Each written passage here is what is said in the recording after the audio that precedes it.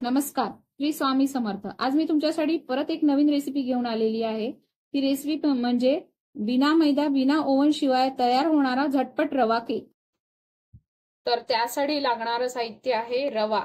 इथे मी 1.5 वाटी रवा घेतलेला आहे, बारीक जाड कुठलाही घेऊ शकता। त्याच्या अर्धी जेवढा रवा घेतला त्याच्या अर्धी साखर, अर्धा कप दही, पाव वाटी दूध पावडर, 2 मोठे चमचे कस्टर्ड पावडर, अर्धी वाटी दूध, पाव वाटी तेल, 1 चमचा इनो, व्हॅनिला इसेन्स आणि ड्रायफ्रूट।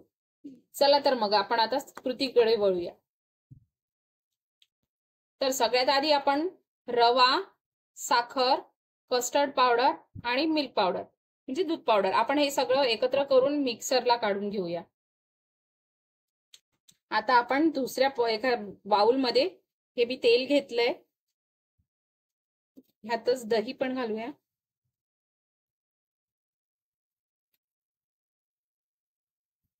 आणि हे छान मिक्स करून घेऊ।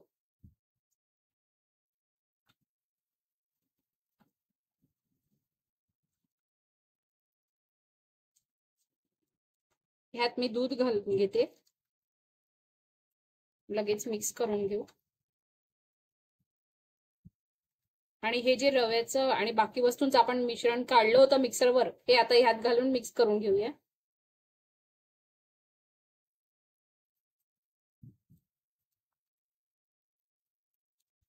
आता आपलं बॅटर रेडी आहे। ह्यात आपण हे व्हॅनिला एसेन्स 2-3 थेंब घालूया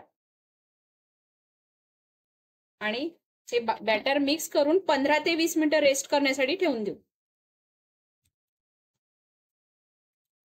आता आपण हे जे ड्रायफ्रूट घेतलेले होते ह्यात आपण आता गव्हाचं पीठ थोडंसं मिक्स करून घेऊया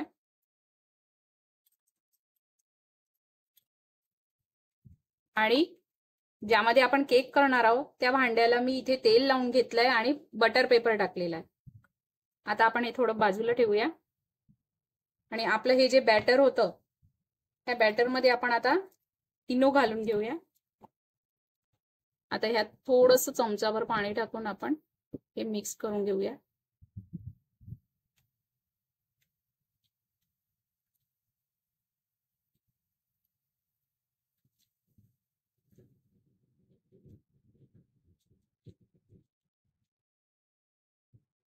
यात आता आपण हे जे ड्रायफ्रूट घेतले होते हे सगळे मिक्स करून घेऊ।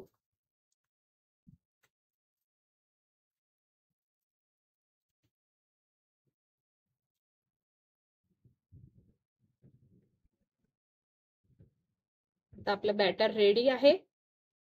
या आपल्या केक ज्यात करणार आहोत आपण त्यात हे ओतून घेऊया।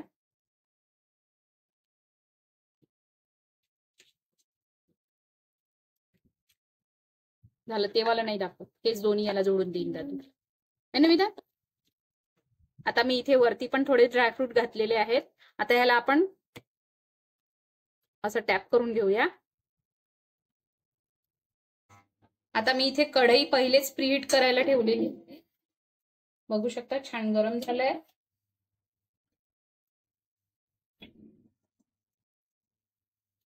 खाली रिंग ठेवली होती। आता आपलं हे जे बॅटर आपण रेडी केलं होतं हे यात ठेवून देऊया आणि झाकण ठेवून देऊ। 35 ते 40 मिनिटं आपल्याला हे बेक करून घ्यायचं आहे। 35-40 मिनिटं बेक करून घेऊया। झाकण व्यवस्थित ठेवायचं, हवा निघाली नाही पाहिजे कुठून। आपला रवा केक तयार आहे। छान सुंदर रंग आलेला आहे त्याला। आता आपण हा कट करून घेऊया। आपला रवा केक तयार आहे। खूप सुंदर रंग आलेला आहे आणि छान स्पंजी पण झालेला आहे, बघू शकता। तुम्हाला ही रेसिपी कशी वाटली ते मला कमेंटद्वारे नक्की सांगा। माझ्या व्हिडिओला लाईक, सबस्क्राईब आणि शेअर करायला विसरू नका।